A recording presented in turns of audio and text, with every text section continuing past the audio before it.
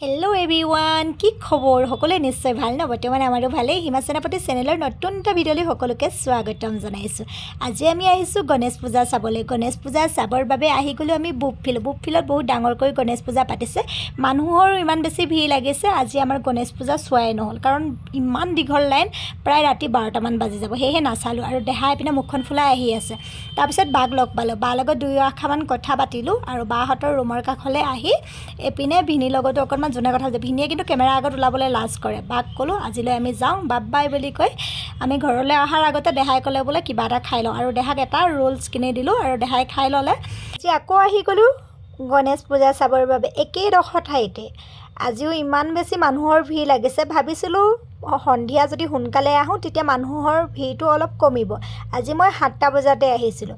7টা বজাত এইপিনে দেখিবলৈ পাইছিলোঁ ইমান বেছি ভিৰ লাগিছে। অ' মাই গড, কালি অকণমান দেৰি হৈছিলে কাৰণে আজি সোনকালে আহিছিলোঁ, জানোচা পূজা অকণমান কৰিব পাম বুলি, কিন্তু আজিও মোৰ কপালখন বেয়া, পূজা কৰিবলৈ নাপাওঁ। দেখিছেনে ইমান বেছি ভিৰ লাগিছে। ইমান ভিৰত জানো গৈ পিনে মানে ভিৰটোতো ক'বলৈ বাকীয়ে নাই, আৰু লাইনটো যে ইমান দীঘল, পাপাও ইমান দীঘল লাইন পাতি আজি পূজা কৰাৰ মানে মোৰ ৰাতি 12টা 1টা 2টা বাজি যাব।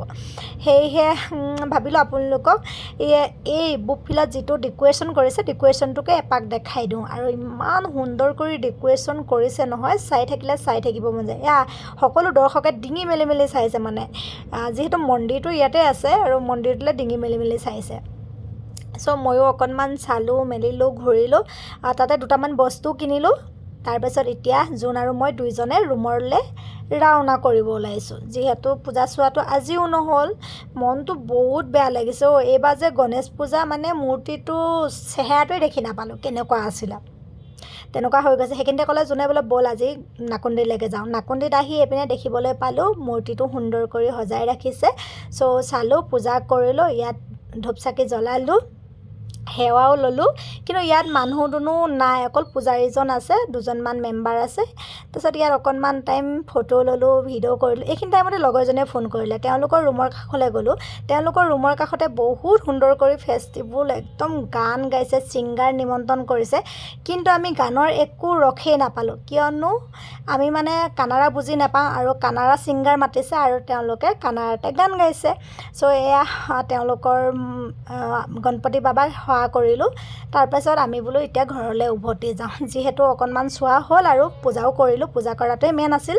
এইবাৰ আমি গণেশ পূজা এনেদৰে চালোঁ। আৰু লগৰজনীৰ ৰুমত আহি পোৱাৰ লগে লগে লগৰজনীয়ে আকৌ আমাৰ বাবে মাংস আনিছে, মানে তাই আমি আহিম বুলি গম পাই লগালগ মাংস অৰ্ডাৰ কৰি দিলে। ময়ো অকণমান চাহ বনাইছোঁ, আৰু এইপিনে আগতে আছিলে চয়াবিন আলু ভাজি।